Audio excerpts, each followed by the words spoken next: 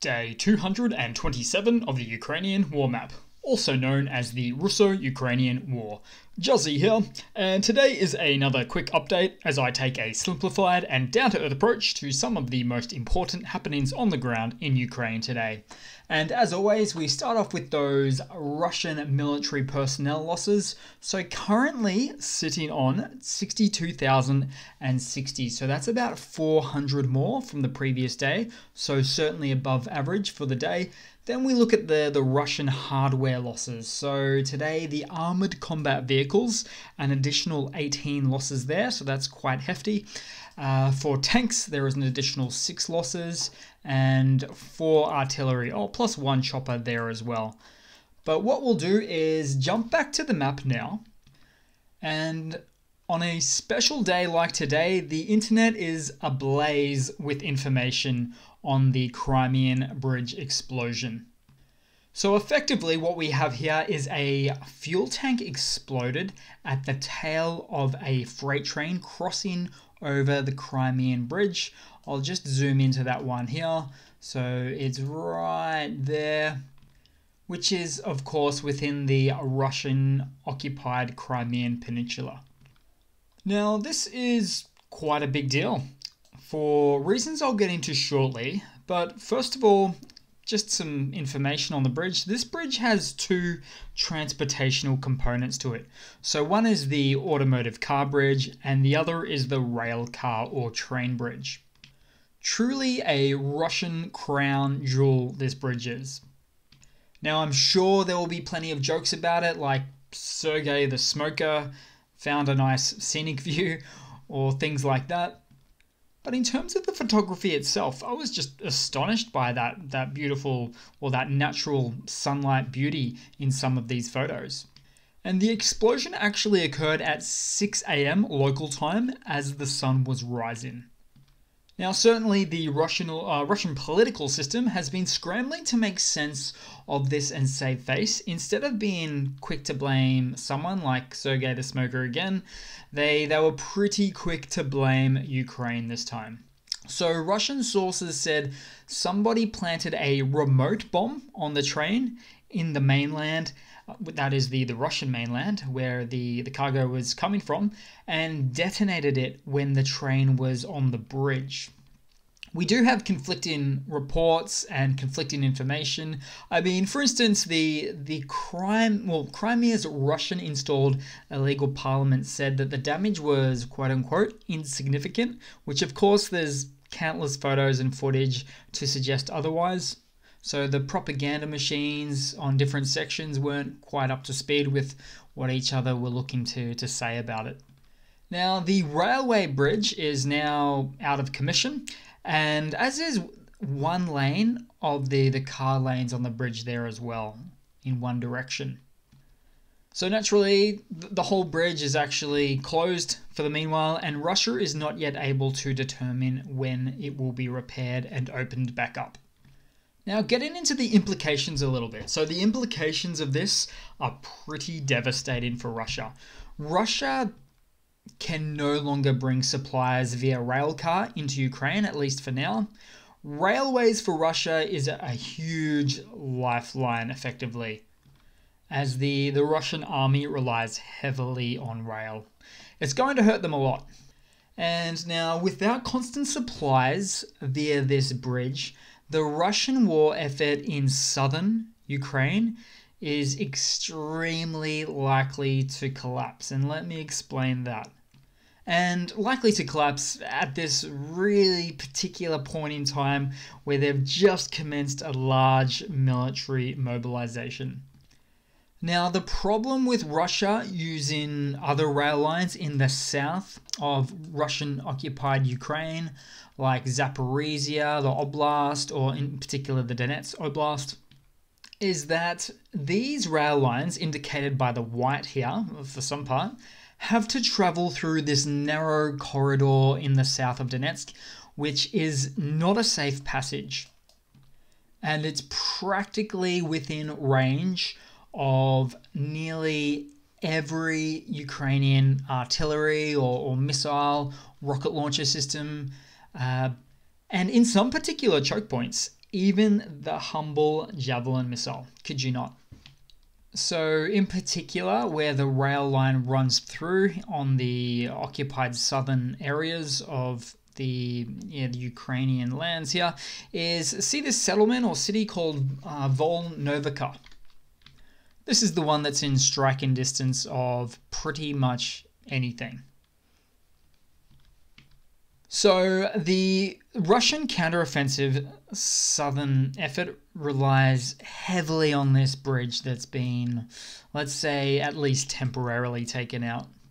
It's kind of like, at least for the southern offensive where that's concerned, kind of like putting all of your Russian eggs into one basket down here.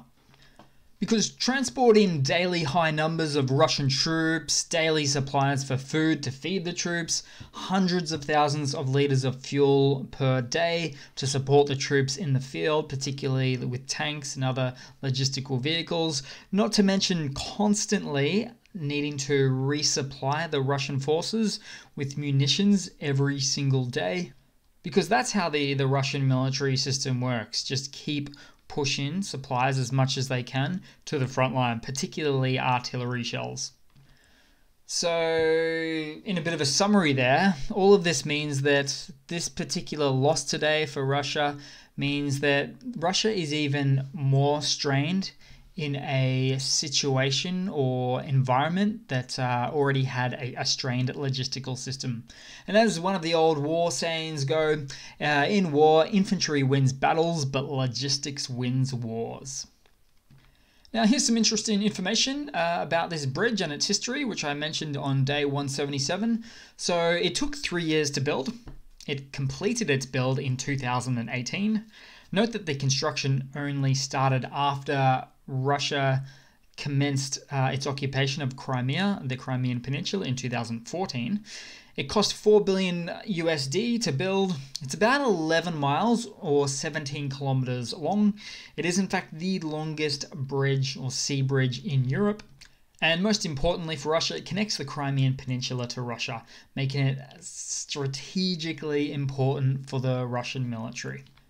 And as I've said before, and it's been quite well known for some time now anyway, Ukraine has considered this bridge a military target really for some time. And more generally, Ukraine has very well stated that they're looking to always take out supply lines and ammunition depots. These are some of their number one priorities within the war. And if they do happen to find that the slowdown or the loss of logistical supplies from Russia to the Ukrainian front lines has actually been hampered, at least for a period of time, because of this explosion on the bridge, you can bet that this will happen again and the Ukrainian forces will make it their absolute number one priority to completely take out. But spent a lot of time on this area of the map today, from top to bottom. So let's just jump back to the regular part of the map. A few little bits and things here and there for today. Perhaps not as much in the way of news, but I'll start in the northern region, so Kharkiv. We're at the Ukraine-Russian border here. The Russian army shelled really just along the border lines of over 18 settlements. Now, previously, as you can see by the indicated green, Russia actually used to hold all of this land. So it's got to hurt for them to actually fire from the Russian motherland just on the border.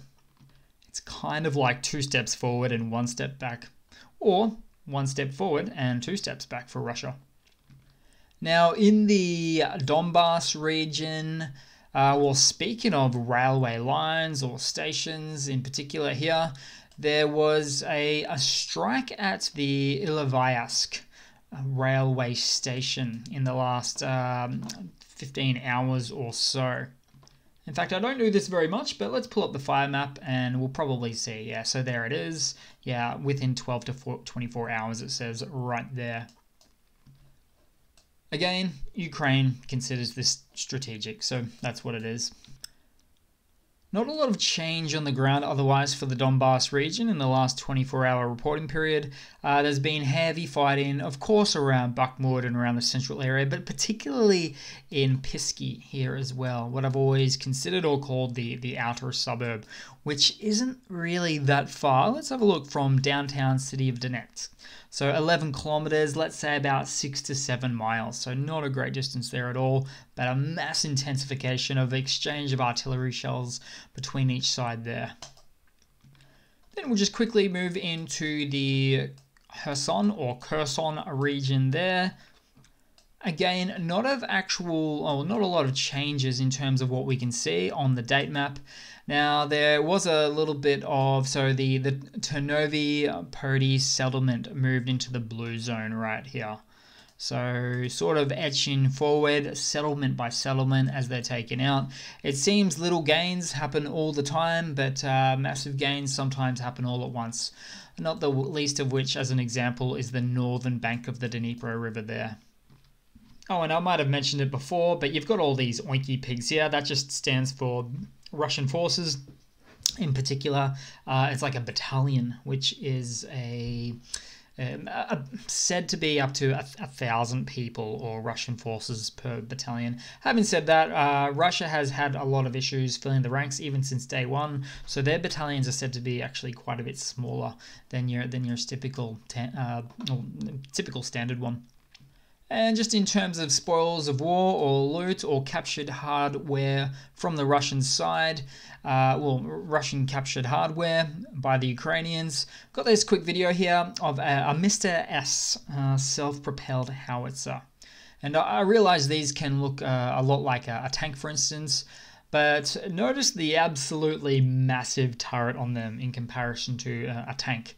They're lower armor than a tank and comparatively much more like distance shooting, hence the howitzer. Oh, and it wouldn't be another Kherson Oblast day without capture of yet another Russian T-62, ancient Soviet-era 50-year-old tank. So there's that one there as well. Oh, and also this is pretty neat in the Kherson Oblast as well. Ukrainian forces captured a loaded Russian BM-27 Uragan MLRS. So basically a multiple launch rocket system. So good for them. And just lastly on the map today, we have the... okay, so in the Odessa and Mykolaiv regions, air defense shot down 3 more of these Shahed drones on the way to both of these locations. And I just said yesterday, the air defenses in this region are getting pretty good. There's a lot of Ukrainian hardware designed for air defenses, and via missile systems, surface-to-air missile systems for air defenses, guns as well, or anti-aircraft guns like the new German Gepards, all sorts of things really. Now in some quick news for the day, starting off, Iran claims it never supplied kamikaze drones to Russia. And they're talking about the Shaheds that I just mentioned a moment ago.